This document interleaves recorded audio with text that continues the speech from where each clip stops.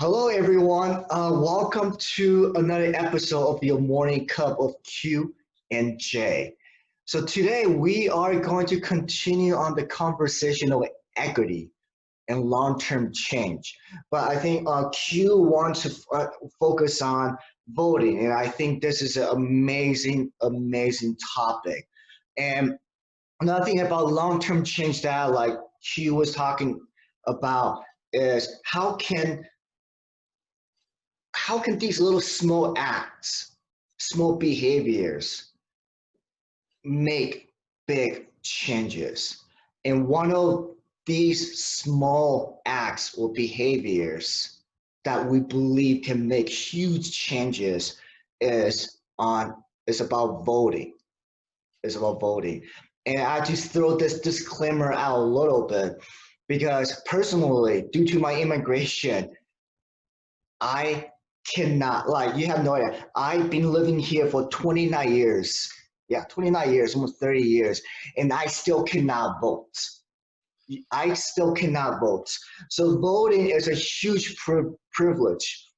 Literally, people in other countries, in Africa, in Middle East, in parts of Asia, are dying, are sacrificing their lives to have a voice in a political dialogue, a voice in their society, in their community, so they can have a better life, so they can provide a better life for their children, for their family. And they are literally dying, sacrificing their lives to vote.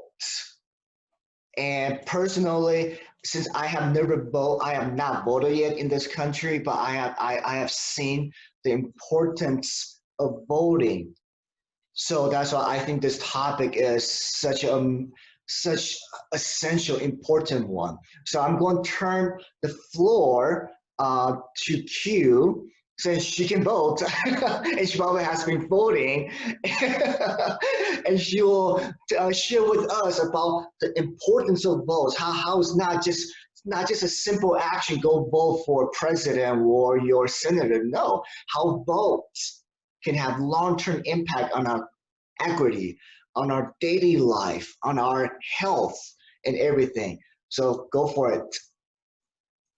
Thanks, JR. And thanks for leading off with voting is it's a huge privilege, and I think within the United States, people really take it for granted. I want to emphasize, like, I think I'm just going to look up something really quickly, but I know 2016 voter turnout was low. Yeah, I think it's one of the lowest in a while. Yeah, it was. I'm pretty sure it was like majority of Americans did not vote. But it was pretty abysmal. And now we received that effect. We're on the receiving end of people not voting, and also voting, but I would argue specifically people not voting and going like, well, and then of course there's a sense of hopelessness where it's like, well, my voice doesn't count. What does it matter? The system's rigged. And yes, it's also true that the U.S. was recently reclassified as a low-functioning democracy. Mm-hmm. But let's kind of step back to like where we're at right now. So I saw a great quote somewhere. I don't know, I can't remember exactly who said it, but it basically said, America only became a democracy when black people. And I cannot agree. Let me see. So Q, can you please I think your video stopped. Yes, somehow my Yes. Yeah. Your video stopped. Yeah. So hold on a second. So America only became a. Oh, no worries. Okay, let's wait. I'm going. All right, so we're back in recording. So we apologize that little technical difficulties. I heard like a stupid dad joke. It sounded like, can you call? I don't know, something like, you can have an amazing Zoom meeting or webinar without technical difficulties. Something like that. Anyway, it's a stupid dad joke. So, I mean, I think it's just Zoom gave up. It's like, oh, this girl is just too negative. Just gotta reset her. I'm like, okay. Um, so pretty recently, I saw a quote about America only became a democracy when Black people made it, a democracy, and it's absolutely so true. So, democracy, like first we have to understand like what is the idea behind the democracy, and is that everybody has a voice. mhm, How, and since its inception and practice, the idea of democracy is that it's implemented through a voting system. Well, for, a long, long time, Black Americans, did not have the right to vote. Women did not have the right to vote too. So let's just be frank, voting was only allowed for white men. with Not for white men that owned lands Yes, white in men that those owned land. years. It was very selective. And so it wasn't, even though there was a whole idea like democracy, I mean, it became to current discussions in public health. It was a discussion of like, well, who counts in the public, right? And it was pretty much like anybody who is not a white man who owns land does not count in the public. That's changed significantly over these past decades and centuries. But I mean, honestly, the civil rights movement's only about 50, like really it was only about 50-ish years old now, 50 to 60 years old, depending on where you're looking at. But so like the ability for Black people to vote and to really have their vote counted, I would argue is really, when American democracy really started happening, because not just, one gender or one race was represented in the electorate. It was, ostensibly everybody. And that had huge ramifications, through the original civil rights movement in the 60s and 70s. That was really where, huge reforms and voting and legislation was passed through for immigration status, and where again largely Asian American, like Asians, benefited from tremendously through changing legislation for immigration. Mhm. So that's back in the 60s. So what does that have to do now? Well, and I started off with like a really like enlightening or positive thing where it's like, yeah, we're not a high functioning democracy right now. Well, that's a function of multiple years of different legislators really chipping away at voting rights in different iterations, from gerrymandering. Gerrymandering is basically redrawing district lines, based on voter registration, but the practice has become really about redrawing district lines so that a certain party that skews on the warm spectrum of the color wheel Mhm. can remain in power. So that's the one function, and it, and then you can really, so let's say like I think Michigan, you could have a Democratic governor, but a Republican Senate or something like that. That's a result of gerrymandering. The Supreme Court voted multiple times against on major cases that effectively took away voting rights. For it took like that basically like, oh, we're not going to enforce voter like Mhm. legislation that it works against voter suppression. And how did the Supreme Court people get appointed? They're appointed. So it's pretty much a ripple effect. Everybody you vote for appoints someone else in government, and it becomes a ripple effect that in turn affects you. So Mhm. let's say, and I'm going to go back to the Bush eras. A person votes for Bush, George W. Bush specifically. George W. Bush wins in Mhm. 2000, or wins, right? George W. Bush begins appointing conservative leading judges. Conservative being either on abortion or, what is, who can vote, different policies now, or even and financially too. This is from 2000 to 2008. Mhm. Now, then those judges, when they're appointed, it's a lifetime. Now, over time, the courts get more and more packed with conservative like judges, even during the Obama years, 2008 to 2016, right? So in 2010, during a midterm election, after Obama wins, the midterm elections result, or not because of the judges, but let's say this is another point. people vote in midterm elections and they vote for, conservative constituents. So now the House and the Senate is packed with, conservative constituents. Even though Obama is president and is on the liberal leaning side, he cannot get anything done without the approval of the House and the Senate. So now he's in a deadlock, right? Now we, fast forward to 2016. Trump is elected. It's so hard to say that.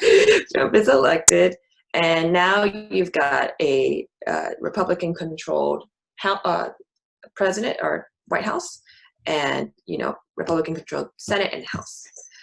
And now Trump can continue appointing lifelong judges. Also note that Obama attempted to appoint a judge, but Mitch McConnell blocked him, and then they pushed in they pushed him 2 judges, without the same amount of vetting. And it's going to, people are like, oh, I'm like, no. When you actually look at the vetting process for the judge Obama was trying to appoint in the Supreme Court versus the 2 Supreme Court justices that Republicans effectively pushed through, the vetting process is not even equivalent. A year versus a couple months. That's nothing. So now we have the Supreme Court listening to a bunch of cases, which includes abortion. They just ruled that LGBTQ can be protected, which is surprisingly unexpected. Yes, yeah. But it was one of those things I was waiting. I was like, and they voted, positively. They also voted to protect DACA. And this is a conservative majority Supreme Court. So these rulings are nothing short of surprising to me, given the general track record. And then, 2018, the midterm elections, the House taken back the House is dominated by Democrats again, and so on and so on.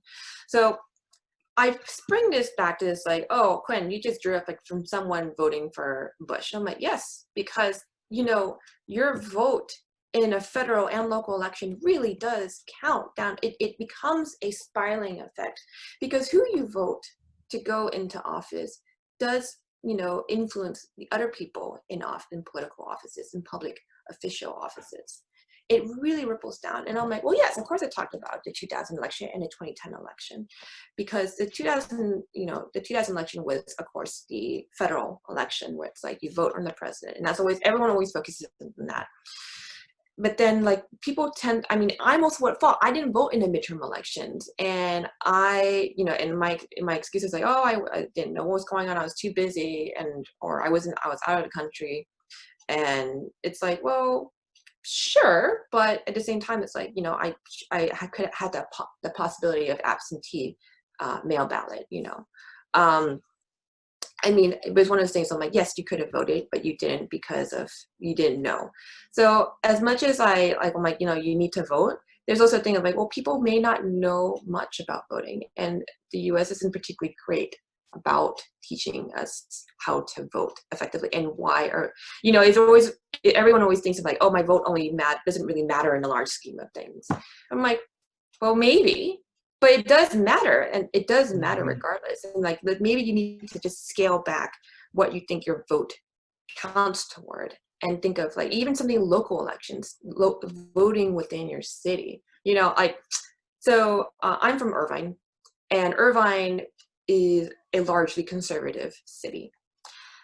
For decades, it was, the representative of Irvine was a Republican. I forget her name, honestly, but she was terrible. She was not particularly good, and no one liked her, but, everyone's just like, oh, what are we going to do? She's conservative, Irvine's conservative, there's nothing we can do. That really changed in 2018. People were so sick and tired of the Irvine representative, because she voted to strip away ACA. There was multiple things she voted for in the House of Representatives that we were like, oh no. But finally, I think it really took Trump getting elected for people who are like, oh no, we're done. We're absolutely done with this. Like, we need to mobilize. So I actually know the group of people who mobilized for years to be like, you know what? Trump got elected, but we can do something about our locally elected official. And they did. First, they, scouted out like who is a potential a candidate to run up against her, not just some random person, like a viable candidate.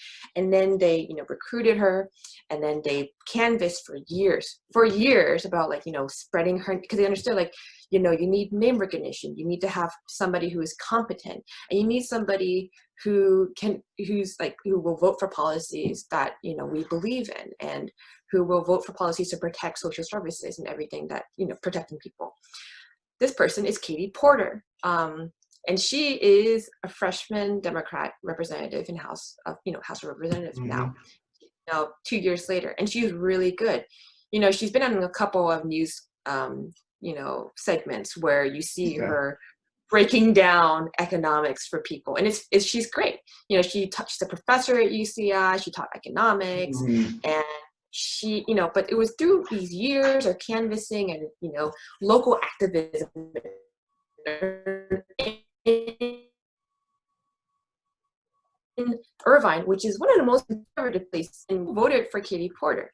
And then I was just sitting there, I'm like, wow, this is 2 years of work to get one person in the House of Representatives, All right, so can you please repeat some of those sentences again, because again, my Wi-Fi is acting up today, this morning. So where would you like me to start? Because I said a lot. Probably just rewind back like a couple of sentences, like. Basically, I wanted to talk. Basically, it was like, it's just an example of like, Katie Porter becoming really one of the, like, I can't remember when, not first time in my lifetime, a Democratic representative for Irvine, one of the most conservative cities in the United States. And really, I'm like, well, how long did it take? It took 2 years of hard work on a local level, talking to people within the city and being like, hey, did you know blah blah blah voted to strip away ACA? And people go, what? She tried to like screw up my health care, like these things. And like, yeah, and then what was like, she doesn't she doesn't go out and meet her constituents, she doesn't talk to locals, she's just kind of a really bad, like a politician who is just totally taking her position for granted and not doing anything, that she was terrible. She never met with constituents. And it took 2 years to really, flip decades of this representative who just frankly was not helping, but had no interest in speaking and talking and voting in the interest of, like social services to ensure that everybody is helpful. And that took 2 years. Yeah, 2 years. And of course, it's like, and then someone more cynical would be like, oh, it's just one person in the House of Representatives. I'm like, yeah, it's one seat. That's huge. Yes. Like, you understand, it's like, it's a cumulative effect. So, yes, your one vote is like, it's just one vote. I'm like, but yeah, these votes make a difference at a local and federal level as well. And then like, you want to talk about local?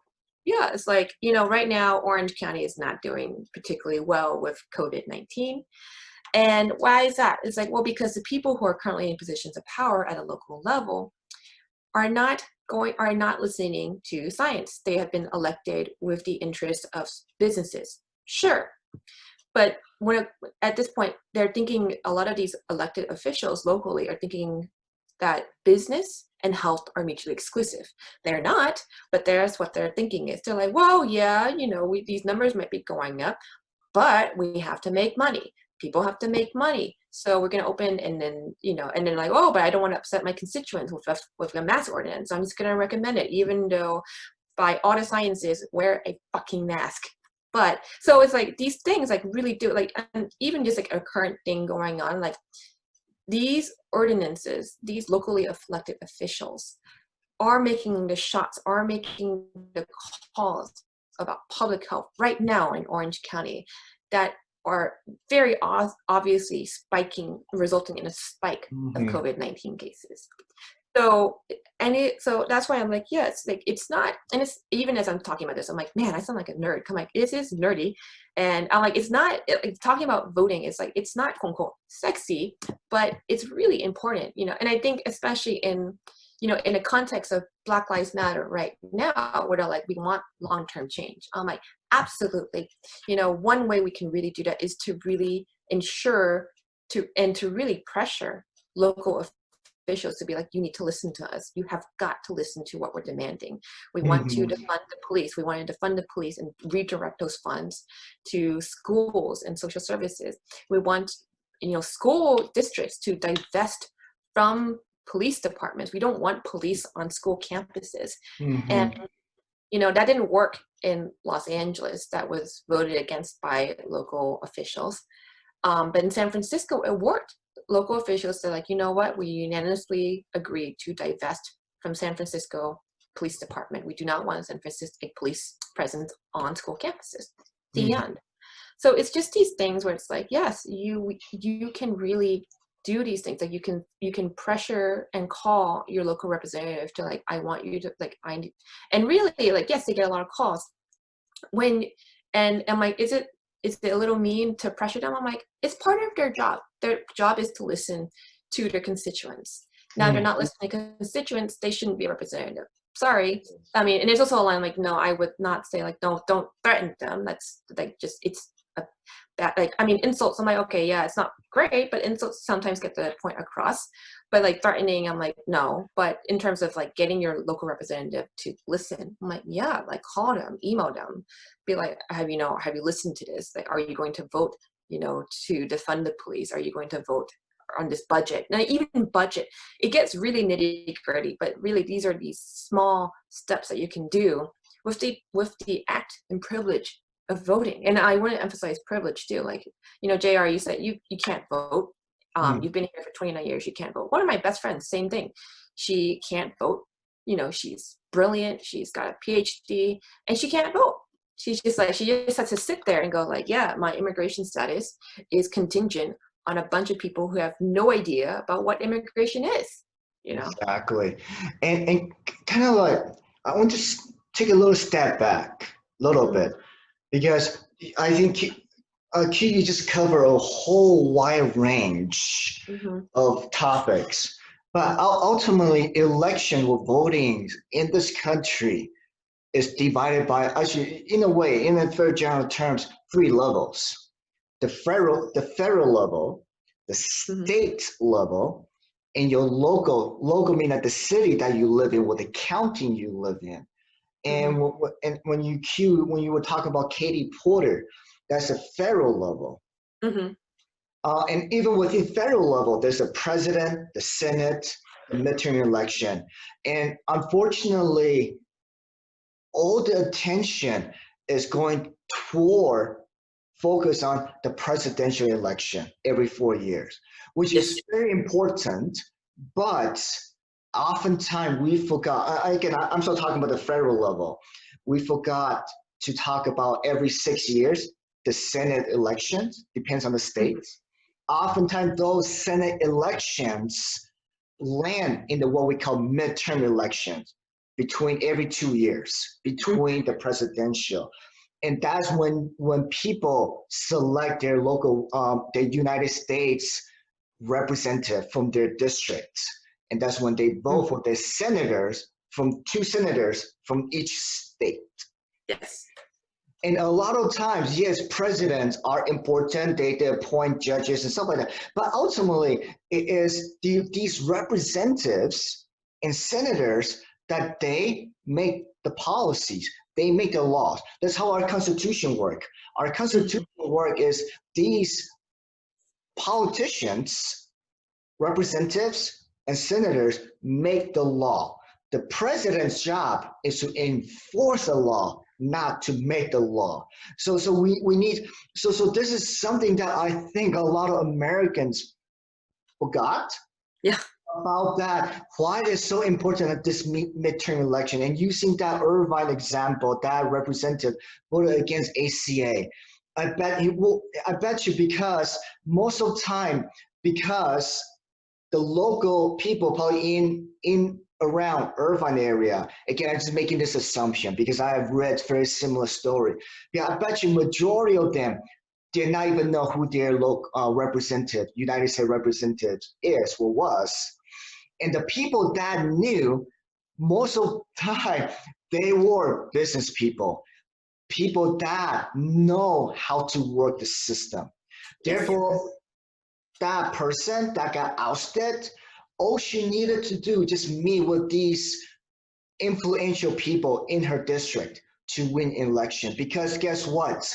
Probably over 60, 50, 60% of people in her district never voted in midterm at all. Mm-hmm. And the people that voted are her buddies, are her friends, are her whatever, the people that donated to her campaign. That's why she just keeps, so that's why I bet she can make it. And not only her, across, we have what, 456 U.S. representatives across the country. Yeah, we have a lot. They all represent each district.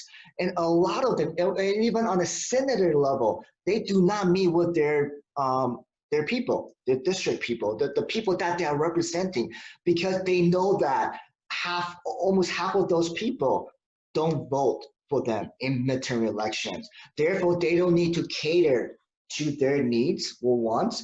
All they have to cater is to those special interests. And the reason I'm bringing this up is that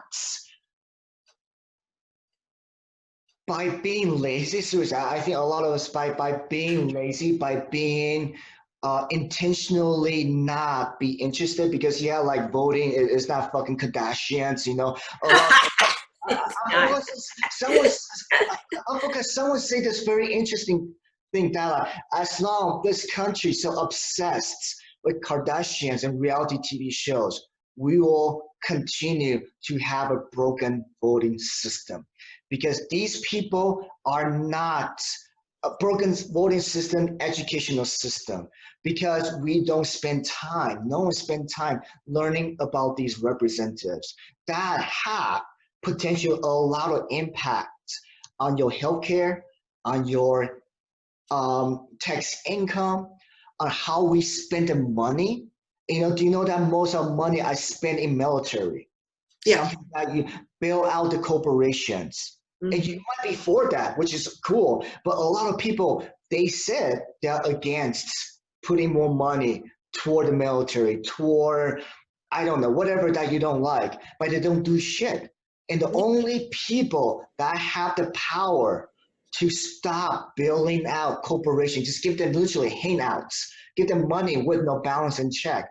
These are the United States representatives and senators, that Yes. they have power.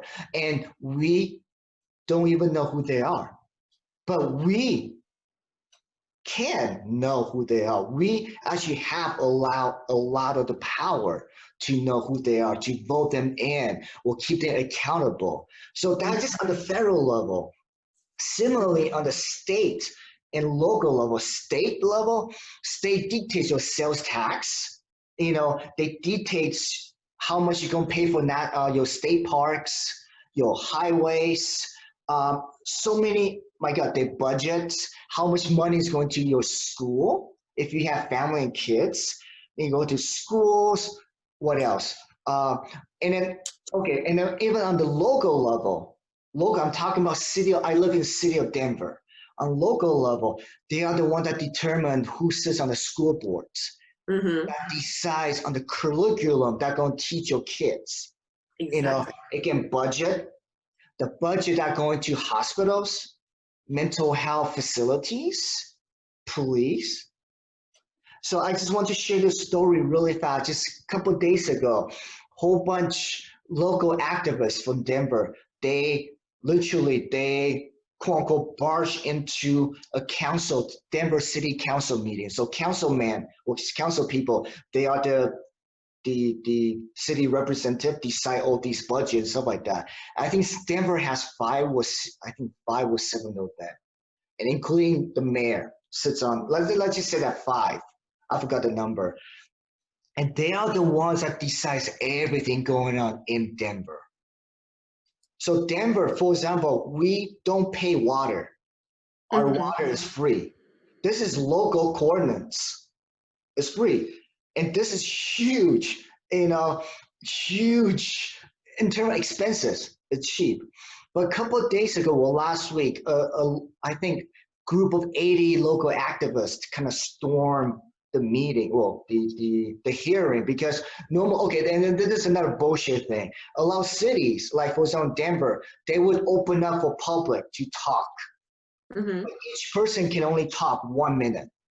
Mm-hmm. They only have 30 minutes or 20 minutes for you to talk about important issues as school boards, as police departments, as homeless issues, as healthcare. Just imagine how insane is that. They are represent. I think Denver itself has about 1 or 2 million residents. No, I think 800,000 residents, and they are expected its citizens, residents, to grieve, to give their grievances in 1 minute or 2 minutes. I forgot how much. Very short period of time. So these 80 activists went in and they want to talk. And the city representatives, these council people said, no, you only have 1 or 2 minutes. And they all stood up and said, no, we elected you. You listen to us. How can you listen to our grief, our stories in just 1 or 2 minutes? Mm-hmm. And fortunately, they have an ally, supported one of the council member. She said that I want to listen to them. So that whole session turned from I think 2 hours into 5 6 hours. It was amazing, and those council members sat there and listened to all their stories. And a lot of them did not want to sit there and listen. From what I've been reading, a lot of them just kind of roll their eyes, look away. But they stayed. The most awesome thing is that these local activists stayed when they are voting. Well, these council members were voting on issues, on budgets. Mm-hmm. So before each vote, these local citizens question them, why are you voting this? And then one example is that they almost gave out a couple $1 million budget funding to this private company that supplies, I think, gear for Mm-hmm. local Denver police. And they are questioning that like, why are you cutting school budget right now? Why are you furloughing school teachers? Well, like people working in school, and you're giving me more money to this company that supplies police department. Why are you doing that? People are losing, like we want more funding for our kids. So I haven't read that end result yet, but from what I read and heard, they're able to change, to influence the voting process. Just imagine before this, these council people, they just pretty much vote what they wanted. And a lot of time when they vote for budget to give out funding, to give out loans, guess who they give the money to? The people they know, their buddies, special interests that do not represent the overall interests of the citizen, of the residents. So this is how important voting, or just pay attention, just pay attention to who the fuck represent you on the local level in your city. Your governor, the people sits on your local state's representative and your national representative. It's not that hard. You can just fucking look it up, and Mm-hmm. literally you can call them. When you call their office, by law, I think by law, but by whatever, they have to pick up the phone and talk to you. Mm-hmm. They have to. I know on the federal level. So, for example, if I'm in Washington D.C., when I go to Capitol Hill, when I show up at at the local representative, I think right now, let's just use this example. If I show up at Cory Garner's office, he's one of our, well, Bennett, Michael Bennett, our senator, one of our senator's office in Washington D.C., his staff have to greet us and talk to us, whether it's 5 minutes or 15 minutes, but they have to do that. When you call, they have to respond. So anyway, so that I just want to share that. Yeah, no, that's one great. That's amazing. The activists did that. I'm really glad that they had an ally in the, and I think in what you hit a big thing too that I really appreciated. Like culturally, voting, I think I alluded to this as well, but you hit it on the nail. It's like culturally, Americans are not really invested in voting or the political system at large. And I've thought about why is that, and I have one of my theories is that one, we are a nation fueled by media consumption. We are. And that media consumption is predominantly television. Television is a very powerful tool in a sense where, you can, with the format of how television formats are, you effectively need a succinct storyline, a storyline that fits in 20 minutes. And that's something that wraps up nice and neatly, and I'm sure, there's arguments like, oh, we are in the golden age of television. Sure, yeah, cool. But at large, the format itself is very much about constricting a storyline, taking some part of reality and constricting it to a certain time frame. And I'm not blaming television, by the way. I'm just saying at large, like when you look at the media consumption, it's largely television, now streaming. So what does that have to do with voting? Well, we just spent about 40 minutes explaining the importance of voting, right? And it's not that, and that was like an annotated version of, examples and, how things work, theoretically at the federal level, state, and the local, right? And we were breaking it down as succinctly as possible with examples. And that took 40 minutes, and we're not done. So I think at large, we don't, even using television as to be like, oh, what's news television teach civics? I'm like, but it doesn't quote unquote fit into a narrative, like a television narrative of at least no one has thought of a more interesting way. Oftentimes when I think about how voting is depicted on television, maybe I just don't watch enough.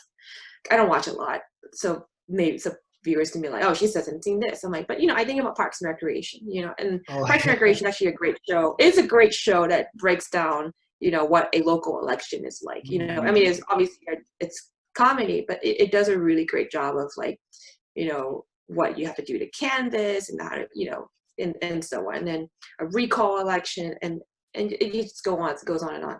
But oftentimes it really shows oh, politics suck. It's not fun. Oh, everyone always yells at you. And I'm like, yeah, that's true, and one of the things I'm like, it's a thankless job working in government, and blah, blah, blah, and everyone's always, and that's all very true. It shows a side of what it's like to be in politics, but it doesn't, what I haven't really seen is sort of the drama and the drama of even getting of someone even learning how to vote.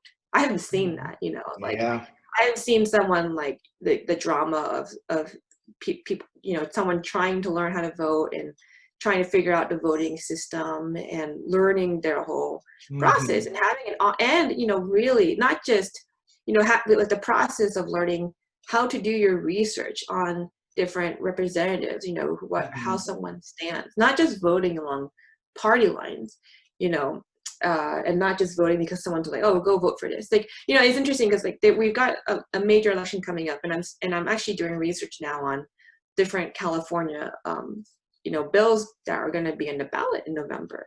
And it's interesting is I was I'm in different groups of people who are trying to galvanize people to vote, and I'm saying oh, vote for this, vote for that, but I'm like, well, I even though it's easier for me to just listen to them saying oh, vote for this, vote for that, because they've broken it down just into nice talking points, I would still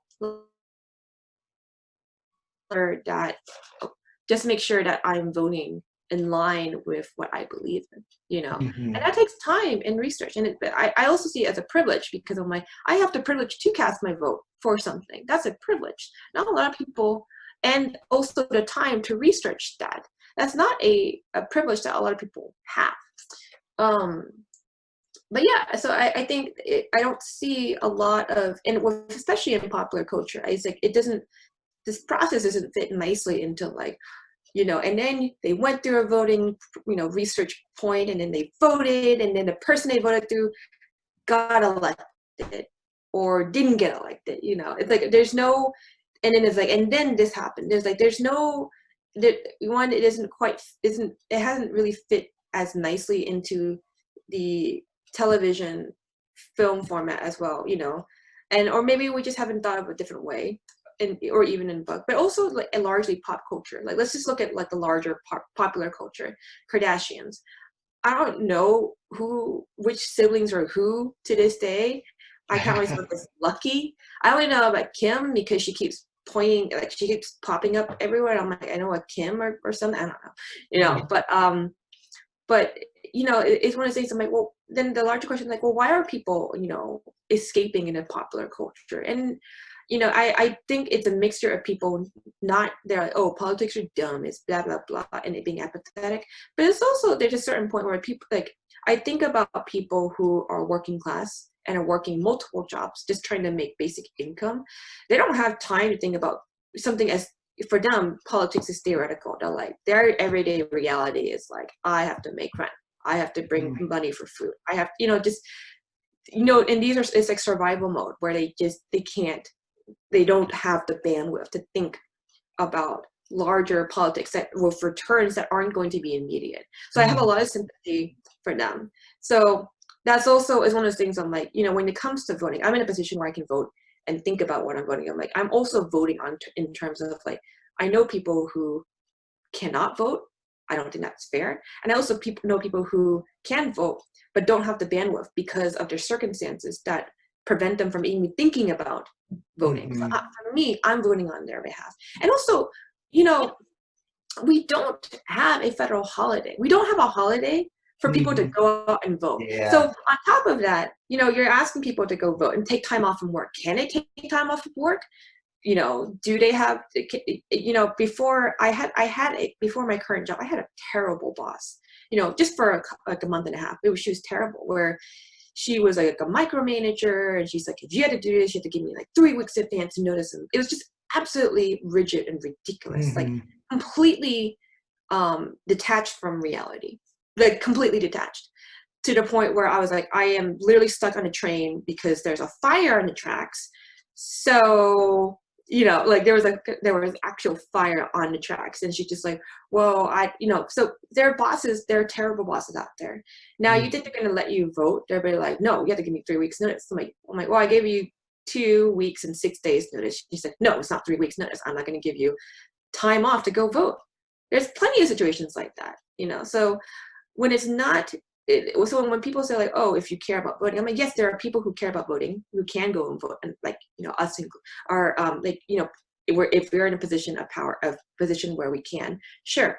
But there are also people like you who can't vote even though you want to vote, or people who can vote but aren't even allowed to go out and vote. And let's say like they get off their shift, that's great. They get off their shift at 8, the polls close at 8.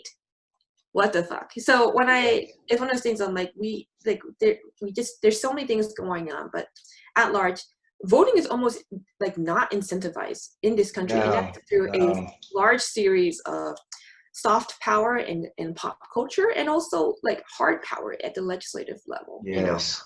So yeah, I think we are one of the very few democratic countries that have vote that does not have a voting, like the day of voting as a day off or holiday. And have you noticed voting, especially the midterm election, with every 4 year presidential is always on Tuesday? And I think that tradition is, the voting tradition is fucking important, but the voting on Tuesday is the stupidest tradition. You know, like this, yes. we have this stupid notion that we're so obsessed with quote unquote tradition. Not really, we don't. We just hold on to the reason we vote on Tuesday, because back in the days, we talk about 18th century, 19th century. That's when the day that the market is open. So people, farmers from distant away, that's everyone would come into the town, tradesmen, farmers, whatever, come to the town and trade, and they will leave the town. And I'm talking about back in the day, they don't have cars, they only have horses, and they will live like literally miles. You know, it would take a day or two, maybe 3 days to travel to the town or to your nearest neighbor. And that was the reason that they voted on Tuesday, because Tuesdays were the day that people gather. But now, fast forward 200, 300 years later, I'm like, come on, man. Like, why are we still holding on to this so archaic, non-convenient tradition? And back to what you were saying, that there's no incentive, you know. And I was listening to these podcasts, Joe Rogan's podcast, and there's these two people called Crystal and Sacker. I forgot I don't know how to pronounce his name. They used to work in politics a lot, both in the Republican side and Democrat side. They were reporters and stuff like that. And I love them. Their podcast pretty much explain this whole internal process, you know, the partnership between media and political parties, how they just spin out these words, how they use each other. But and what they are suggesting is that pretty much they just want to maintain the status quo. Yeah, they have this big old engine to pump people in and pump people out. And as long as you maintain the party line, the messages, you can have your job. You can go on TV. Your media, your news channel, your whatever can get exposure, can get quote unquote inside story from the political parties. But if you follow the line, you don't get all this. And this huge machine is like what you were talking about, media consumption, because they pretty much just spit out the same old bullshit. Exactly what you were saying. We were about, you know, we have spent like 45 minutes or 50 minutes on this topic itself. But when you look at, have you noticed when you look at those new channels, they only spend like 4 or 5 minutes on voting with like 8 panelists. So each panelist is supposed to only have 15 seconds to talk. And have you noticed all they say is just clip bites? Yeah. Clip bites, whatever. And this cycle is not, again, it's designed for who? It's designed for special interest group, for people that pay attention, for people that have the money. So they don't give a shit about average citizen, because they believe that we don't give a shit. Because they think that they see that we only care about Kardashians. We only care about football. We only care about video games. Therefore, they're not catering to us. You know, it's a vicious cycle that, like, we think it's not sexy voting. We think it's not fun, but it has such impact in our livelihood, your state college tuition, you know, your housing, everything has to do with you, your livelihood. Yes, it's not sexy, it's not fun, but your survival, in a way, your livelihood, your comfort, your chance, like your possible way for you to achieve professionally, whatever, all depends on these elections. And yeah, it's not funny, it's not sexy, but your life depends on it. And they are betting on you not to pay attention. Therefore, they can do the same fucking old shit over and over, you know, for their special interest group, for themselves. So. No, and I think you brought up a really great point about the way the media format is really. And I think kind of fast forwarding to now, like, well, what is going to be like voting during a pandemic? There's been a lot of discussion about vote by mail. Oh, yeah. Yeah, and I am all for it. And I know there is a certain party that is very heavily saying, like, oh, you know, this leads to fraud. And I was like, the reality of voter fraud, sure, well, if you don't know, I'm like, it sounds scary, ooh, but it's like, it's really hard to pull that shit off. Even if I vote by mail, it's really hard to pull that shit off. And even the reward of you pulling it off is like, you know, it's like, oh yeah, you got one vote and now you're going to be in a federal prison for like 100 years. Congratulations. You nailed it.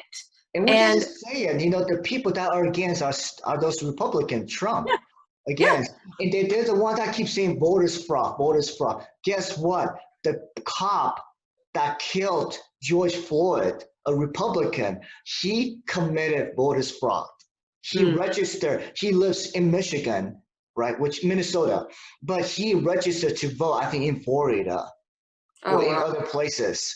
So again, so the cry wolf analogy, the one that's cry wolf, are anyway. So Yeah, no, but yeah, and it's one of those things. I'm like, you cry about voter suppression, but this narrative that you spin, it has actual implications. Like Kentucky slashed voting polls, for primaries. That's insane. Um, that's insane. And Georgia, same thing. They slashed polling sites. Why? Because of the idea of fraud and voter fraud. And now also, if you look at where they drew the lines, those lines were heavily drawn in primarily Black districts. So yes, it's one of those things. I'm like, yeah, I'm not. It's just like, when you like, that's the whole power of media. Like, you spin a narrative, a false narrative of media. The media perpetuates it, and then local politicians that you did or did not vote for go, you know what? Based on this media narrative that's been perpetuated, and it's actually not substantiated in reality, because the media isn't fact checking any of it, because fact checking doesn't get you ratings. Why don't I just slash these polling numbers so it works out for me? I get my narrative and I get my numbers just the way I want. And that is one of those things. I'm like, I've been talking to a couple people about it. I'm like, there's going to be a lot of vote by mail this year. What happens by vote by mail is that you're not going to get results right away. How does that play into media narrative? I'm like, it's going to completely disrupt the media narrative, which I'm all for, because especially a presidential election, it's going to be like, oh, they were, here's what's coming in Pennsylvania, Florida is the weirdest fucking state in terms of, it never makes sense, and like all these different swing states. But if everybody votes by mail, which I support, it's like more people are going to be voting because it's easier and it's safer, and you're not going to get the results right away. So there's been discussion of like, is Trump going to reject the election results if majority people vote by mail, and it becomes clear that he lost like 80-20? Is he going to accept the election result? That's a whole nother thing, but I also want to just step back and be like, when people go like, oh, if you're too scared to vote, don't vote. I'm like, you have a right to vote. Your voting is not mutually exclusive to your health. Just like the economy is not mutually exclusive to your health and well-being. I think large Americans think that things are mutually exclusive. Like, oh, either if you're too scared because of your health, don't vote. I'm like, that's bullshit. It's civil right. And I'm like, oh, if you're too scared, if you're too scared, quote unquote, to go to work, don't work. I'm like, they're not mutually exclusive.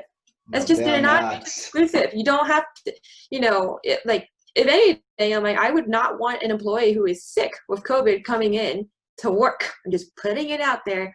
I was like, I'd rather you just stay home, stay home, get better, go to hospital as needed. And yeah, but so voting is one of those things. And like, I think we wanted to end because we're running a little bit out of time, but sort of like, I alluded to earlier, like, America only became a democracy when Black Americans made it a democracy. Right. And, they voted like the result of civil movement, and that allowed Asian Americans to immigrate to the U.S.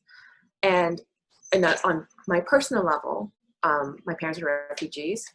It was, through legislative policies that allowed Vietnamese refugees to resettle in the United States after the fall of Saigon. So, but these have long-term implications for, the mental health statuses of if you're a refugee or an immigrant. So. Exactly. And kind of another one one of the last points I want to share is the irony, the yeah, the irony of our voting. The clip that you share with me by John Oliver, Mm-hmm. talks a lot about that what makes democracy is voting. We spend over $1 trillion, well, I think $2-3 trillion in Iraq, bombing Iraq, Middle East, under the name of democracy, that we are spreading democracy. We Mm-hmm. spend, the words of human rights, and we don't do shit. We are like almost hypocrites, Mm-hmm. and I think it's a shame that we are doing this. And I think that again, that whole machine, this huge machine, is designed for people, intentionally hoping people don't vote, because they know that these machines, they know that if everyone votes, if everyone speak up, these machines will start crumbling down. A lot of special interests, a lot of these people gonna lose a lot of money, a lot of power. Yeah, right now they have the power. We don't have the power. But in reality, the vision, the philosophy of democracy is that we people are supposed to have the power, not these bigger machines. Mm-hmm. So yeah, kind of like in a more positive term, it is that seriously, I tell it to you, when it comes to voting, again, as a bystander, I don't know how to end this as a positive term. It's just like, get the fuck off your ass and just go vote. How hard is that? Like how hard? I just like, for a lot of foreigners, you know for a lot of people that like me that have been watching this whole thing, watching people in other countries die for voting. And we are complaining that the weather is too hot, the weather is too cold, it's convenient, not inconvenient. And the governors of different states say that, oh, if you can't vote, just don't vote. Fuck you. No, it's a civil right. The government is supposed to provide all the means for us to be able to vote, and they are not doing that. So hold them accountable. Do something about it. So that just like Yeah, I don't think we need to end on a positive note per se, just because we're in a pretty dire situation. Mhm. But yeah, I think for me, my Vietnam is communist, and voting rights are not available for everybody. People are getting jailed and killed for advocating for like voting and democratic representation in Vietnam. So for me, in terms of like I mean, we can talk about this even more, but it's like at large, I'm like, yeah, if you can vote, I don't want to hear a fucking excuse. If you have a mail-in ballot, there is absolutely no excuse. And to everybody who goes out and votes, even though their state has stripped away voting rights, voting polls has made it harder, it is one of the bravest things you can do. Especially it's when going out and protesting for Black Lives Matter during a pandemic is incredibly brave. And the same thing goes for voting during a pandemic, during everything that is stacked against you. It is incredibly brave to do that and be like, you know what? I'm going like finding a way to make it work and to exercise your civil liberties of voting. That is incredible Mhm. against a system that has, for decades, really stripped away every Mhm. voting avenue. That is incredibly brave, and I think it's really really something you can do. Like if people are trying to think of like what can I do, how can I help? I feel so helpless. This is something you can do. This you want to talk about stepping up, step up right now. So I think I'm trying to end positively too. But I'm like that is something Exactly. Yes. really that you can do. The people that line up doing Wisconsin preliminary, well, other states, that literally people stay out there lining up, waiting for 3-4 hours. Those people, kudos to them. We need to support those people. They are role models, not fucking Kardashians. Like Yeah, they I don't are want to do the Kardashians. role models that want to risk their life, risk the cold, the weather, and stew in the line for hours to vote. Those are the people that inspire me. Yeah, same. And I don't think it's just like a one-off topic in a podcast, because voting has so many implications, like you stated, for education, for if it goes to the military and they have this budget where they get audited and they're like, oh, you spent $1,000 on one coffee cup? How did that happen? It just, there's so many implications, and especially it's an election year. It's like, I think this is not a one-off topic. Yes. I was more idealistic last year. Maybe we can totally talk about how Asian Americans and Pacific Islanders can get more involved in politics. And I'm like, I don't think we have time. So Exactly. So, all right then. I know we have to jump off. Both of us have meetings, but again, thank you, whoever out there is watching this. Thank you so much for watching and listen to our venting, our thoughts, our ideas. And this is kind of in a way that what we always, whenever me and her talk, besides talking about film, making documentary, we talk a lot about these what I call interesting, boring stuff, but we try to make it less boring and more sexy. So, all right then. So, have a good one. All right. Bye, JR. All right. I'm lying enough.